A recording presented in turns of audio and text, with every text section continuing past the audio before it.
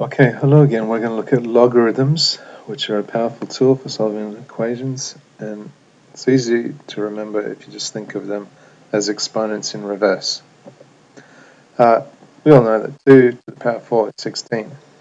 We all know that 2 to the power 5 is 32, but 2 to the power something equals 25. What is that something? I know it's got to be somewhere between 4 and 5, but exactly what, I don't know. Logarithms help us solve this. This is the definition of a logarithm. It's just another way of writing an exponential equation. If x equals b to the y, then y equals log to base b of x. Or I probably should say y equals log of x to base b. If I mix that up a couple of times, please forgive me. Okay, so it's just another way of writing 243 equals 3 to the power 5. I could write that as 5 equals log of 243 to base 3. 256 is to the power 8. Log with a base of 2 of 256 is 8. 4 cubed is 64. Well, 3 equals log of 64 to base 4. Here's the same thing written in the opposite direction. Y equals log of x to base b, then x equals b to the power y. More examples there. Let's go back to our original question. 2 to the power x equals 25, so x has to be log of 25 to the base 2. If I put that in my calculator, I get 4.64386. Now just to check, I'll put it back. 2 to the power 4.643, etc. is definitely 25. Good. It works.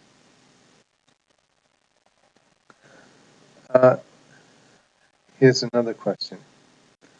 Okay. Log to base 5 of 25. Well, let's say that equals x. Evaluate. So we've got to work out what's the numerical answer here. What's it actually equal to? Now I'm saying it's x, so find x.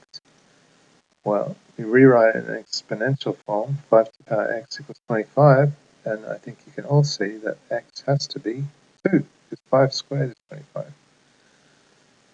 Just by the way, 25 is 5 squared, so log of 5 squared to base 5 is 2. That's an interesting little thing just to remember for later on. Log to base 2 of 64. Let's rewrite it. It's 2 to the power x equals 64. Now I think you can all see that 2 times 2 is 4, times 2 is 8, times 2 is 16, times 2 is 32, times 2 is 64. That was 6 2's there. So 2 to the power 6 is 64, so x has to be equal to 6. So log of 64 to base 2 is 6. But just remember this little thing in the red here, that we've got log of 2 to the power 6 to base 2. It's like the 2's cancel out and you're left with 6. Here we got the same message again in color to help you work it out. What you'll notice is that b is the base,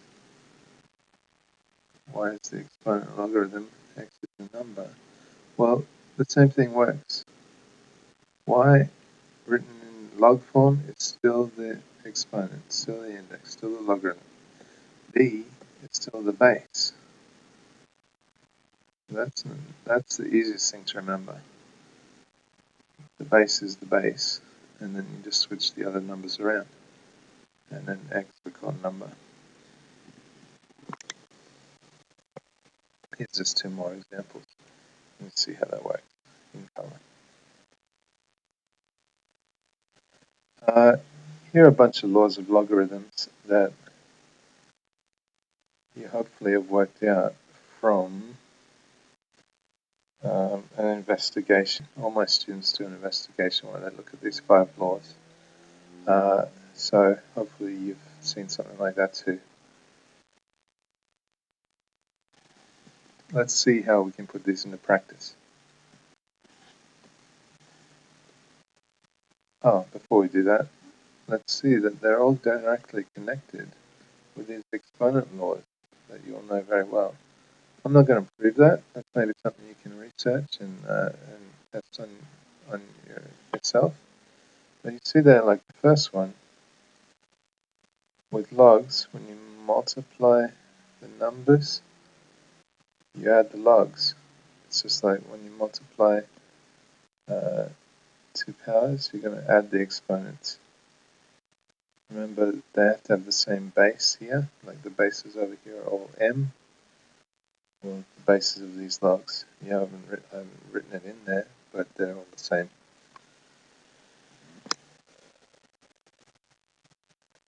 We're going to apply these rules now. Okay, we're adding 2 logs, so what we do is we multiply the numbers. Question 2, we're subtracting 2 logs, so we divide the numbers. By the way, 20 divided by 5 is 4. Log of 4, the base 4, is 1.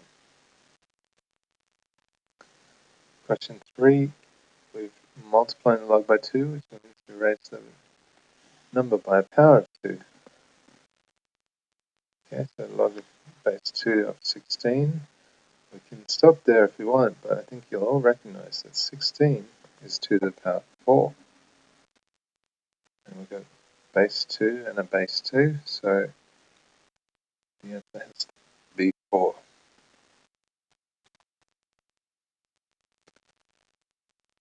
Here's a couple more questions, similar style, this time with unknowns in there.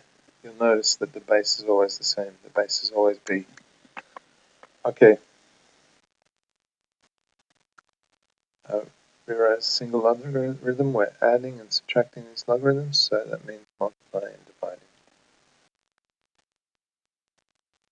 Question 2, take 2 steps. We've got 3 times log of x to base b. So we'll simplify that first. And now we're adding 2 logs both to base b. So we just multiply the numbers there. Okay. Question 3, also 2 steps here. We're multiplying the logs by 2 and 4 and negative 3. So we'll just take care of those powers first. Now we'll add and subtract the numbers, and there's your answer.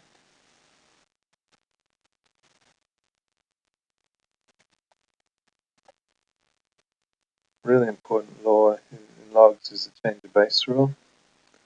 That's it there. I'll demonstrate it a couple of times. It used to be more important. Now calculators are so much more powerful. Maybe we don't use it as much, but it's still really helpful. 5 to the power x equals 177, for x equals log to the base 5 of 177.